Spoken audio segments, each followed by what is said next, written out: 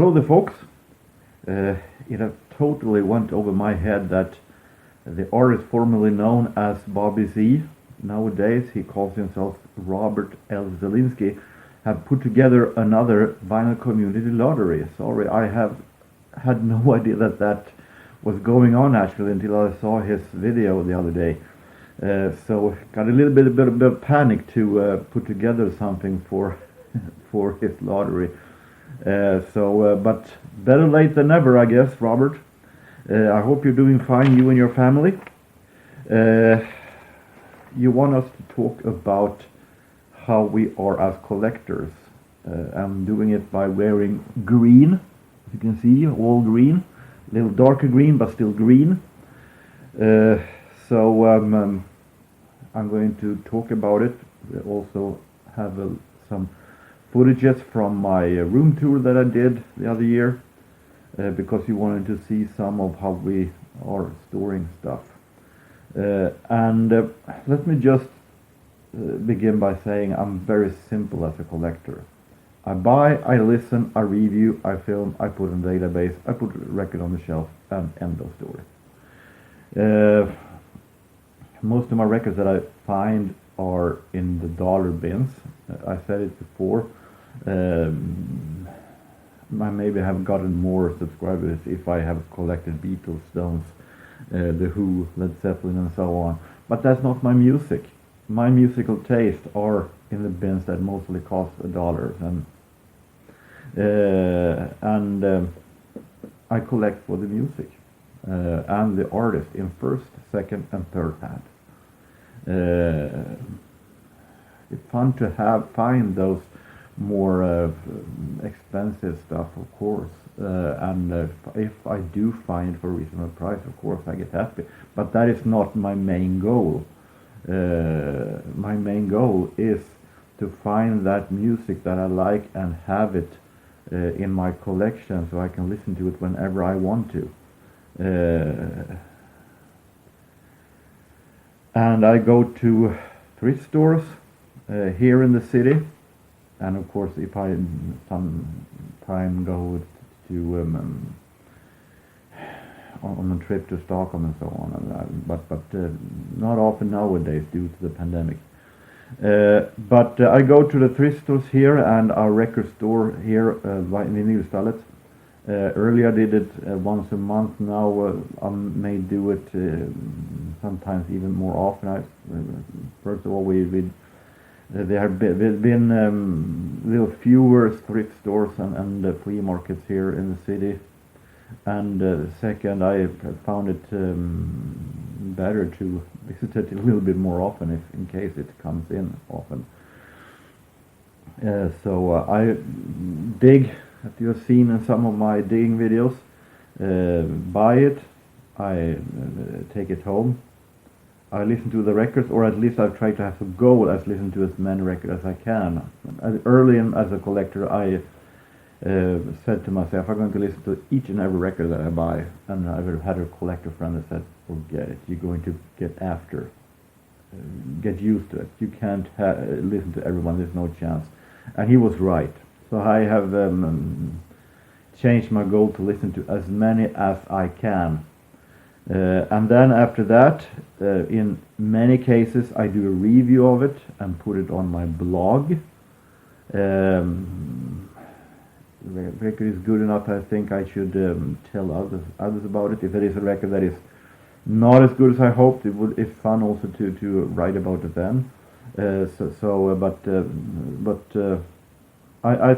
think it is fun to do a blog article after that. When I got together a normal stack of new bought records for a while, of course I do a vinyl CD update here on the channel. If I haven't, I show my findings on one of the streams that I'm a part of, maybe. But I show it in one way or the other in front of the camera. I put new records then after that in my database on my computer that I do have, and it's on Access. And sometimes I have Haven't done it for a couple of months or a half year. I had a so large stack of records. It takes me almost the entire day to write in. Then I put the records after that in the shelf, those that I have listened to, and the shelves are organized in genre-wise. The exception is jazz CDs that you will see in my coming videos when I show my jazz CD collection. As I said in my first part, with the racks that I do have right now and the amount of jazz records that I have, there's no chance that I can keep it in alphabetic order. It will take me forever to move each record to the letter that I get a new record in. It takes me forever to keep that in order. So I guess the most important thing is that I know where it is. But otherwise, I try to have everything in genre-wise and in alphabetic order. When it comes to quality, I'm not that demanding. Most important is that it looks okay and it is playable in good quality enough to be playable, and it sounds good. If the sleeve is cut out or if it has minor damages, it looks maybe a little worn out, or if it's someone I put a hand signature on top, I can bear with that. If the record is and the price is right. If it's only for $1, I mean, and the music is so good that I need the record, I'm not passing on it. I take it. If I do find a better quality down the line, good, even better. But as I said, I collect mainly for the music. And if that is playable, that is good. And then once a year, as many of you have seen, I do culling what I got when I go through my collection, see what wasn't as good as I thought. Record that have been really bad. Maybe records that I feel like I have no use for it, that was okay records but nothing more. I remove them from the collection, and then what I do with it, maybe I give it away, I try to sell it, but they are no longer a part of the collection. However, I have a couple stacked down in the cellar now that I haven't been selling due to the COVID, so it's interesting to see how I will get rid of those.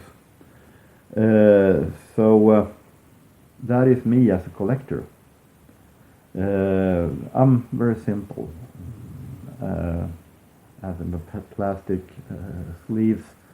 If I do find one, I take it, but it's not something I feel is necessary.